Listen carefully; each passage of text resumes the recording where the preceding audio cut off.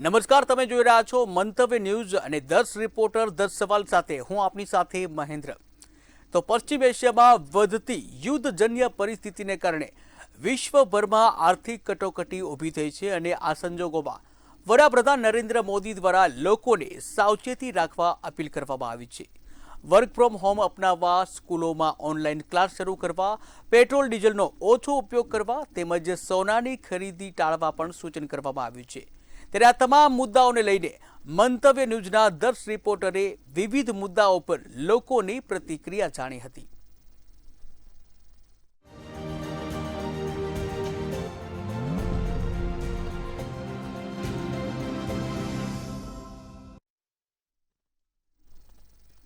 પશ્ચિમ એશિયામાં યુદ્ધની સ્થિતિને લઈને આર્થિક કટોકટી સર્જાઈ છે। આ સ્થિતિમાં પરિવહન ખર્ચ અને ઇંધણ બચાવવા માટે વર્ક ફ્રોમ હોમ એ સારો વિકલ્પ છે। તમામ ક્ષેત્રોમાં અસમર્થતાને લઈને કાયમી વિકલ્પ અપનાવવાને બદલે હવે હાઇબ્રિડ મોડલ વધુ ટકાઉ સાબિત થઈ શકે છે। ત્યારે સવાલ એ ઊભો થાય છે કે શું આર્થિક પડકારોનો સામનો કરવા વર્ક ફ્રોમ હોમ એક કાયમી વિકલ્પ બની શકે?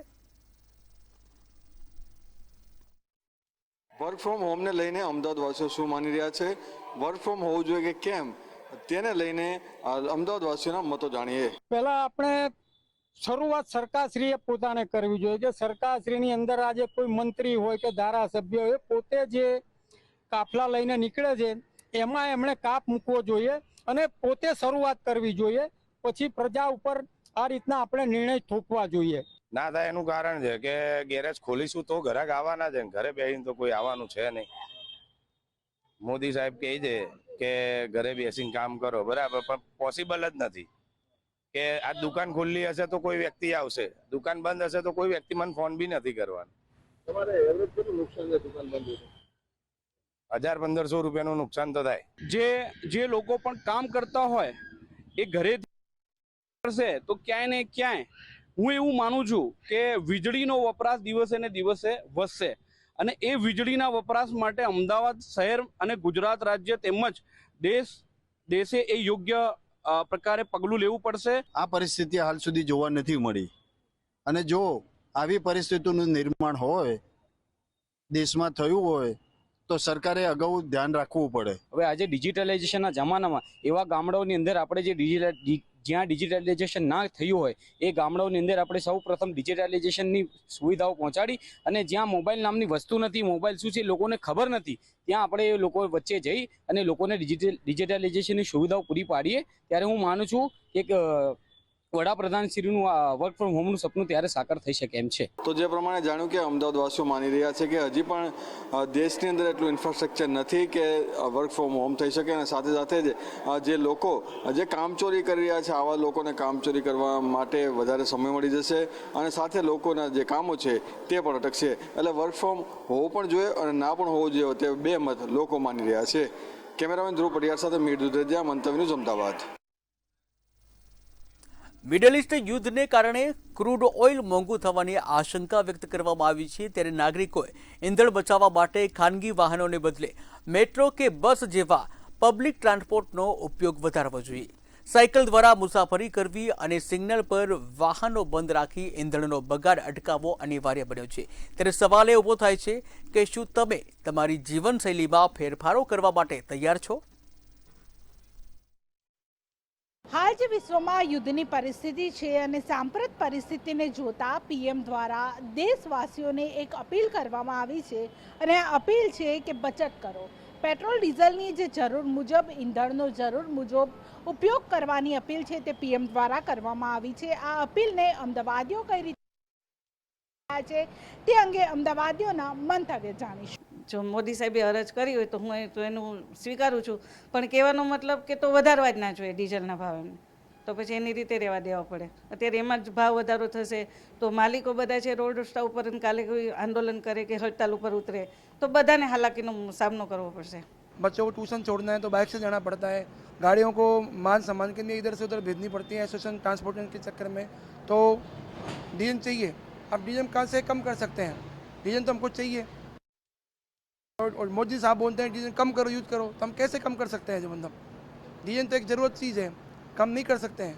मोदी जी को इसके लिए कुछ न कुछ करना पड़ेगा। અને પોતે જે નરેન્દ્ર મોદી જે સભા કરી એના પછી જે મોટો રોડ શો કર્યો એના માટે એમને જ પોતે મહત્વનો ફાળો આપવો પડે કે પોતાને જ પોતે મહત્વનું જે છે શરૂઆત એમનેથી જ કરવી પડે.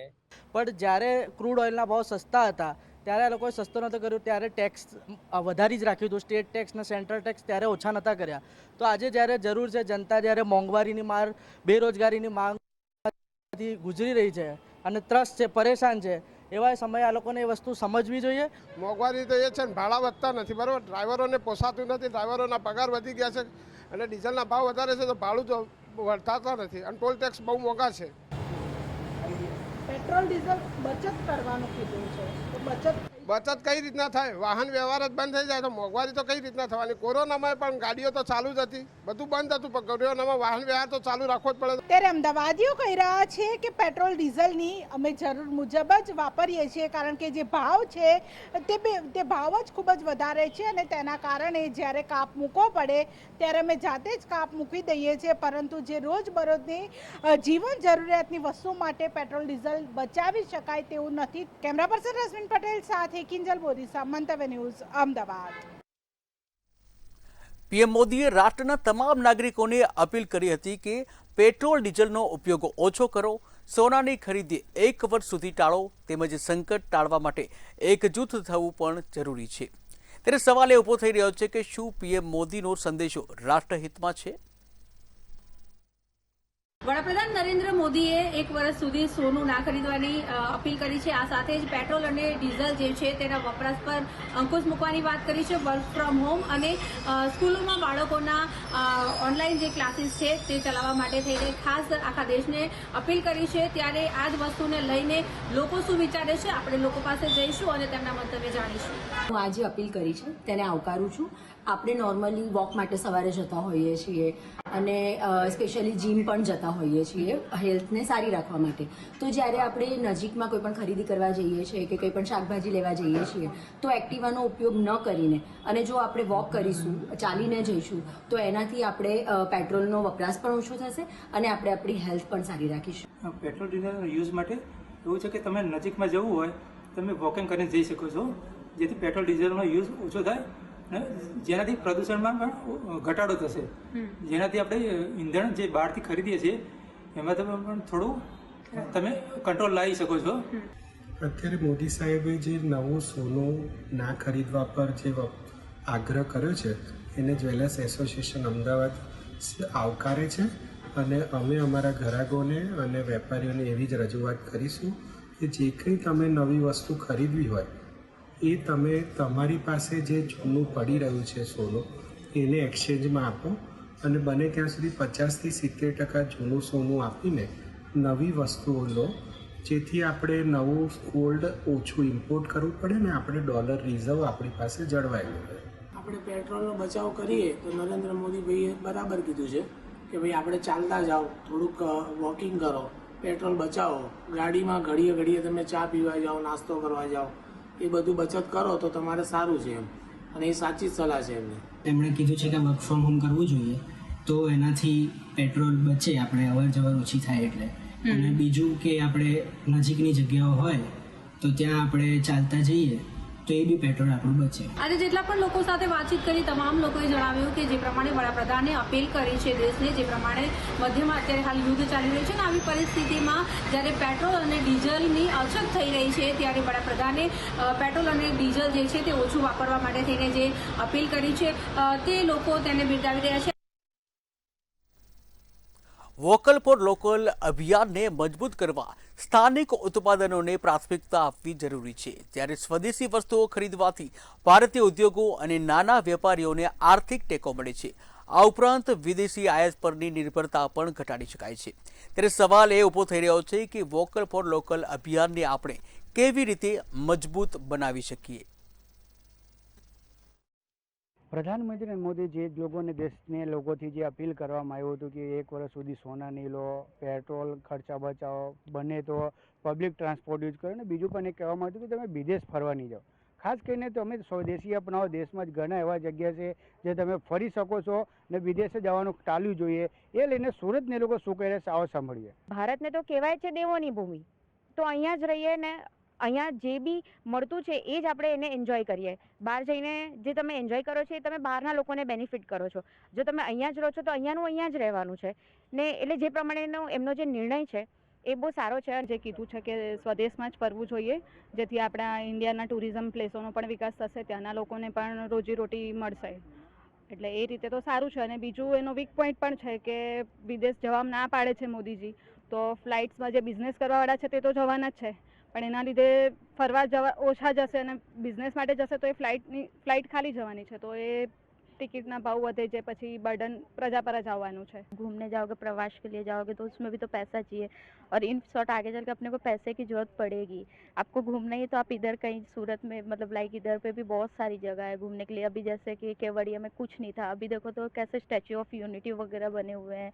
आप वहाँ पे भी घूमने जाते हो, ऑलरेडी बहुत सारी जगह है घूमने वाली, तो आप वहाँ जाके घूमो, आपके पैसे भी बचेंगे. મારા હિસાબે એમને જે ડિસિઝન લીધું છે એ વધારે સારું છે. એક જગ્યાએ જોવા જઈએ તો આવું કરવાથી આપણું ફોરેન કરન્સી ને ફોરેન રિઝર્વ જે છે તે બચી જશે. બીજી જગ્યાએ જે અત્યારે વોરની કઠિન સિચ્યુએશન ચાલી છે એની અંદર પણ આપણું ફોરેક્સ જે છે જેટલું રિઝર્વ રહેશે એટલું આપણા કન્ટ્રી માટે સ્ટ્રોંગ પોઝિશન રહેશે. અને આપણા ઘણા બધા એવા કેરળના દરિયા કિનારો છે. તમે ગુજરાતમાં જોવો તો આપણે શિવરાજપુર એ દરિયા કિનારો છે, અથવા તો ઘણા બધા એવા દરિયા કિનારો છે કે જ્યાં આપણે સારી રીતે ફરી શકીએ છીએ અને જેને કે ઇન્ટરનેશનલ સ્ટાન્ડર્ડ પ્રમાણે પણ એને ડેવલપ કરવામાં આવેલા છે. તો વોકલ ફોર લોકલનો જે નારો છે એ ઘણો સારો છે અને એનો સરાહનીય છે, અને જે સ્વદેશીનો જે સિદ્ધાંત છે એના પર આપણે જરૂરથી ચાલવું જોઈએ. કેમ કે ખાસ કરીને જ્યારે મોદીજીએ કીધું હોય કે એક વડીલ તરીકે લોકો એમને જોઈ રહ્યા છે કે ઘરમાં જે વડીલ હોય જે કહેતા હોય ને લોકો માનતા હોય એ હિસાબે લોકો જોઈ રહ્યા છે કે જે મોદીજીએ કીધું એ ખરેખર હકીકત છે. બહાર ફરવા નહીં જવું જોઈએ, આપણા દેશમાં જ ફરીને એમને એન્જોય કરવું જોઈએ. કેમના પછી શેખ સાથે દીપક રાય, મંતવ્ય ન્યૂઝ, સુરત. મિડલ ઇસ્ટ યુદ્ધને કારણે વૈશ્વિક બજારમાં ક્રૂડ ઓઇલના ભાવ આસમાને પહોંચી ગયા છે. ત્યારે ક્રૂડ ઓઇલના ભાવ વધવાથી ભારતના આયાત બિલ અને મોંઘવારીમાં ભારે વધારો થયો છે. આર્થિક કટોકટીથી રાહત મેળવવા નાગરિકોએ જાહેર પરિવહનનો ઉપયોગ વધારવો જોઈએ. ત્યારે સવાલ એ ઊભો થાય છે કે શું જાહેર પરિવહનનો ઉપયોગ વધારવાથી આર્થિક કટોકટીમાં રાહત મળશે? પ્રધાનમંત્રી નરેન્દ્ર મોદીએ દેશવાસીઓને અપીલ કરી છે કે વધારે ને વધારે પબ્લિક ટ્રાન્સપોર્ટનો ઉપયોગ કરે.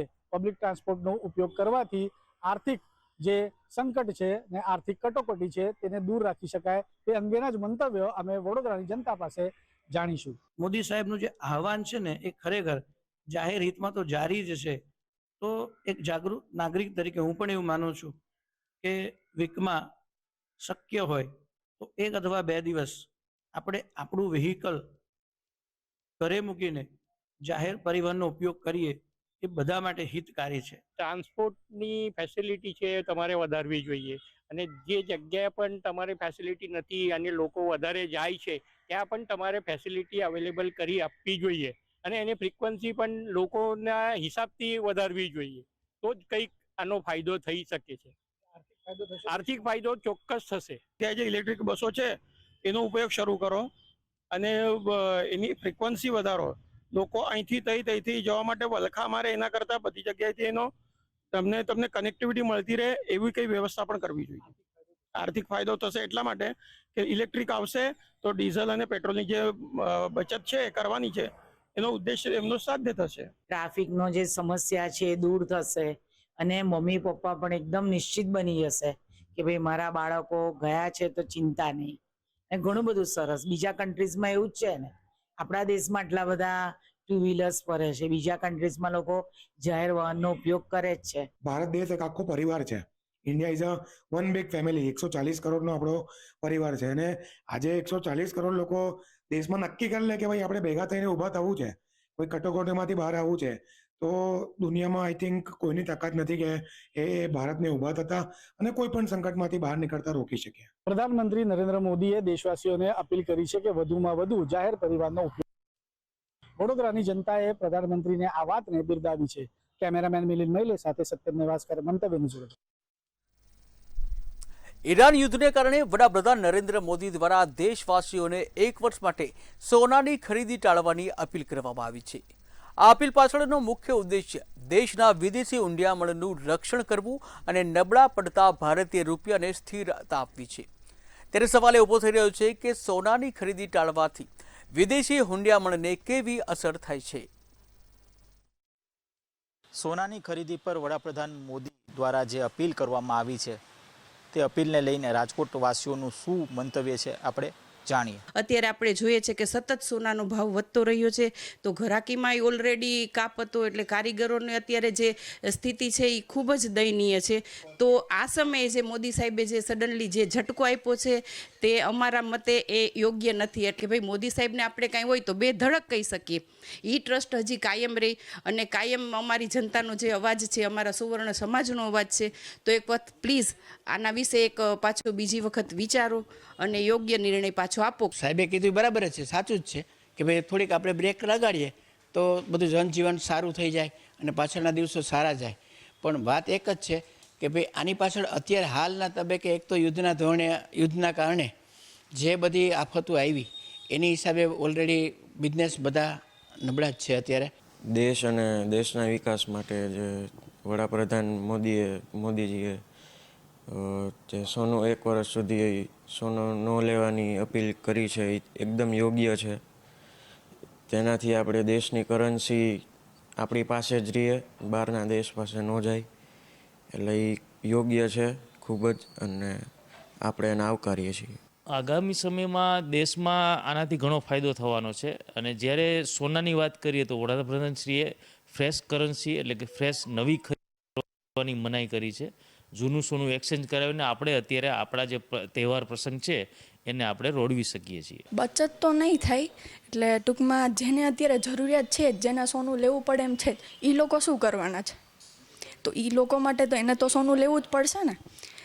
એવી રીતના તો કસ્ટમ ડ્યુટી જે વધારી દે એના કારણે ભાવ વધારો થશે, તો મધ્યમ વર્ગના માણસોને આના લીધે પ્રોબ્લેમ થશે। તો આ હતા આપણી સાથે રાજકોટના નાગરિકો જેઓ જણાવી રહ્યા છે કે વડાપ્રધાન મોદી દ્વારા જે અપીલ કરવામાં આવી છે તે ચોક્કસપણે સકારાત્મક તો છે જ, પણ સાથે સાથે કેટલાક લોકો એવું પણ કહી રહ્યા છે કે જો આ અપીલ 1 વર્ષ માટે યથાવત રહી તો ક્યાંક ને ક્યાંક આ વેપારમાં ફટકો પણ પડી શકે છે। કેમેરા લલિત વ્યાસ સાથે ધ્રુવ કુંડેલ, રાજકોટ। ઈરાન યુદ્ધને લઈને સામાન્ય નાગરિકોના નાના પ્રયાસો દેશના અર્થતંત્રને મોટી મંદીથી બચાવી શકે છે। નાગરિકો વાહનોનો મર્યાદિત ઉપયોગ કરી ઇંધણની બચત કરે તો વિદેશી હુંડિયામણ બચી શકે છે, તેમજ સ્વદેશી વસ્તુઓ ખરીદવાથી સ્થાનિક વેપાર વધુ મજબૂત બને છે। ત્યારે સવાલ એ ઊભો થાય છે કે સામાન્ય નાગરિકના નાના પ્રયાસો દેશના અર્થતંત્રને બચાવવા મોટી ભૂમિકા ભજવશે કે નહીં? નમસ્કાર મિત્રો, આ જામનગર વાસીઓ પાસેથી જાણશું કે પીએમ મોદી દ્વારા જે અનુરોધ કરવામાં આવેલ છે, કે જે અપીલ કરવામાં આવેલ છે કે ઇંધણ બચાવવું, પેટ્રોલ ડીઝલને ક્યાંક ને ક્યાંક કાપ મૂકવો, ખર્ચામાં કાપ મૂકવો, સોનાની ખરીદી ન કરવી, તેમાં જામનગર વાસીઓનું મંતવ્ય એટલે શું જામનગર વાસીઓનું કહેવું છે? ખરેખર જો પોતે જ આનું પાલન કરે ને એટલે દેશની અંદર ઓટોમેટિક સુધારો આવી જાય ને ઓટોમેટિક જ આ બધો ફેરફાર થવા વર્ગે। અન્ય લોકોએ ન કહેવું જોઈએ, પરંતુ ખુદને પહેલા પાલન કરવું જોઈએ અને પોતાના જે કાર્યકર્તા હોય એમની પાસે પાલન કરાવવું જોઈએ। ગુજરાત સરકારના નાયબ મુખ્યમંત્રી બધાએ એ રીતે પોતાના સંલગ્ન ખાતાને એવી સૂચનાઓ પણ આપી છે। પોતાના કાફલામાં પણ ઇવન વડાપ્રધાને પણ પોતાના કાફલામાં ગાડી ઓછી કરવાની સૂચના આપી છે। તો એ જ રીતે મારું એવું એક સ્પષ્ટ માનવું છે કે આપણા પ્રજાએ પણ એ રીતે થોડું વિચારવું જોઈએ કે આપણું રાષ્ટ્ર ઉપર સંકટ છે, તેમાં સહકાર આપવો જોઈએ। હવે આપણે એમ કહી કે પેટ્રોલ બચાવો, ડીઝલ બચાવો, તો આપણે પેલા ચૂંટણીના જે ખર્ચાઓ છે, જે બસો આટલી ભાડી, આટલા વાહનો કર્યા, આટલી સભાઓમાં જે ખર્ચા કર્યા, તો પેલા તો એ ખર્ચા બચાવવા જોઈએ, પછી આપણે પબ્લિકને જાણ કરવી જોઈએ, તો આનાથી ફાયદો થાય। દરેક લોકોએ આમાં સહયોગ આપવો જોઈએ, ખાસ કરીને અધિકારી અને પદ અધિકારીએ જે 4-વ્હીલર લઈને જતા હોય છે એને વધુ એવરેજ આવતી હોય એવા વાહન લઈ જવા, અને શહેરી વિસ્તારમાં ક્યાંય જવાનું થતું હોય તો 4-વ્હીલરની જગ્યાએ 2-વ્હીલર લઈ જવાથી ડીઝલ અને પેટ્રોલનો બચત થશે। આ અંગેનો પોતાનો અમલ ચાલુ કરી દીધો છે। તો આ માટે ખાલી અધિકારીઓ કે રાજકારણીઓ લોકો જ આ વસ્તુ કરે એવું યોગ્ય નથી। આમ જનતાએ પણ આમાં પૂરો સાથ અને સહકાર આપવો પડશે, કારણ કે આ વૈશ્વિક સમસ્યા છે, આ કોઈ વિરોધની સમસ્યા નથી કે આપણે વિરોધ કરી અને આ સમસ્યાનો નિકાલ કરી શકીએ, એવું આ બની શકે એવું નથી। તો મારી દરેક જનતાને અપીલ છે કે પેટ્રોલનો બને ત્યાં સુધી ઓછો ઉપયોગ કરે. પીએમ દ્વારા જે અપીલ કરવામાં આવેલ છે આ અપીલને ક્યાંક ને ક્યાંક માન્ય રાખી અને વિશ્વવ્યાપી આવી કોઈ સંકટ આવે તો એમાં સહભાગી થવું એ આપણી ફરજ છે એવું જામનગર વાસીઓનું કહેવું છે. તો ક્યાંક ને ક્યાંક જામનગર વાસીઓનું એવું પણ કહેવું છે કે પીએમ જ્યારે આવી સલાહ લોકોને દે છે તો એને ખુદે પણ ક્યાંક ને ક્યાંક આનું અનુકરણ કરવું જોઈએ તેવું જામનગર વાસીઓનું કહેવું છે. કેમેરામેન રોહિત નારવાણીની સાથે હિરેન ગાંધી, મંતવ્ય, જામનગર. યુદ્ધ જેવી વૈશ્વિક પરિસ્થિતિઓમાં સપ્લાય ચેન ખોરવાતા ભારત માટે આત્મનિર્ભરતા જ એકમાત્ર રસ્તો છે કે અન્ય તે પણ ઉપલબ્ધ છે. ત્યારે સવાલ એ ઊભો થઈ રહ્યો છે કે શું નવા વેપાર કરારો, સ્થાનિક ઉત્પાદન વધારવું, વૈકલ્પિક આયાત બજારો શોધવા અને સ્ટોક મેનેજમેન્ટ જેવી નીતિઓથી દેશ આર્થિક પડકારોનો સામનો કેવી રીતે કરશે? નરેન્દ્ર મોદી દ્વારા જે વૈશ્વિક અને આંતરરાષ્ટ્રીય જે ચેન ખોરવાઈ ગઈ છે તેને લઈને વર્ક ફ્રોમ હોમ, શિક્ષણ ઓનલાઈન, પેટ્રોલ, ડીઝલ અને સોનાની વસ્તુઓ ઉપર કાપ મૂકવામાં આવ્યો છે. ત્યારે આપણે ભાવનગરના લોકોને સીધું જ પૂછશું કે શું છે લોકોનો મંતવ્ય. અત્યારે એવી વાત કરીએ ને તો ભારત પાસે કોઈ એવા વિકલ્પ જ નથી. જો આજે કોઈ પણ વસ્તુ ઉપર તમે જો નિયંત્રણ કરો તો એક પણ વસ્તુની એને જે જાહેરાતો કરી અને બીજા તો ઘણા બધા અન્ય ઘણી બધી કાપ મૂકવામાં આવે તો ઘણો બધો ફાયદો થાય એમ છે. જેમ કરીને મોટા નેતાઓ છે પોતાની મોટી મોંઘી ગાડીઓમાં જે બેફામ રીતે પોતાના જે હાઈફાઈ જે ખર્ચાઓ છે એની પર જો રોક લગાવવામાં આવે તો ઘણો બધો ફાયદો થાય એમ છે. સરકારને નમ્ર વિનંતી છે આ બાબતે યોગ્ય નિરાકરણ લાવે અને દેશની કટોકટી છે, વાત સાચી છે, પણ લોકો ઉપર પણ આર્થિક બોજ ન પડે, લોકો સુખાકારીથી પોતાના પરિવાર સાથે જીવી શકે અને કોઈ પણ મુશ્કેલીનો સામનો ન થાય તેવી હું આ સરકાર પાસે રજૂઆત કરી રહ્યો છું. અને આપણે સહિયારો પ્રયાસ કરવો જોઈએ કે આપણે હાલની જે મોંઘવારી છે એને કંટ્રોલ કરવા માટે બિનજરૂરી ખર્ચા તો ટાળવા જોઈએ, પરંતુ ક્યાંક ને ક્યાંક સરકારે પણ ખોટા તાયફા જે કરે છે, જે ખોટા ખર્ચાઓ કરે છે એને પણ કંટ્રોલ કરવા જોઈએ.